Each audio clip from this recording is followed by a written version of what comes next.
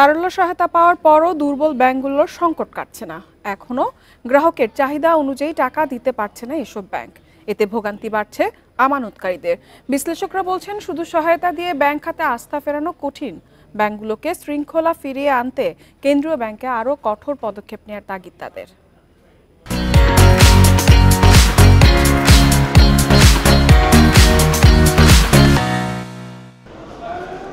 গেল এক বছর ধরে উচ্চ মূল্যস্ফীতি ও নির্বাচন কেন্দ্রিক অনিশ্চয়তায় ব্যাংক থেকে টাকা তোলার প্রবণতা বেড়ে যায়। আর জুলাই আগস্টে ছাত্র জনতার আন্দোলনের প্রভাবে ব্যাংক থেকে নগদ টাকা তোলার হিড়িক পড়ে।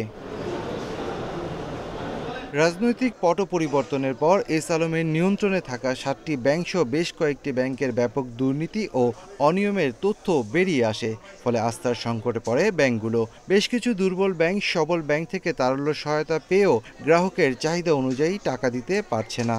আমার টাকার দরকার 20,000, 40,000, 50,000, কিন্তু আমাকে মাত্র 5,000 টাকা দিতেছে এরা। কিছু ক্লায়েন্ট আছে, তাদেরকে টাকা দিতে হয়। এখন তারা তো আমাকে প্রেশার ক্রিয়েট করে টাকার জন্য। আমি তো টাকা দিতে পারছি না, কারণ আমার ব্যাংকে টাকা আটকে গেছে। বাংলাদেশ ব্যাংক বলছে, গ্রাহকের আস্থা ফেরাতে সব ধরনের উদ্যোগ নেওয়া হয়েছে। ব্যাংকের আমানতকারীরা যাতে কোনোভাবেই ক্ষতিগ্রস্ত না হয় সে ব্যাপারে কাজ করছে তারা।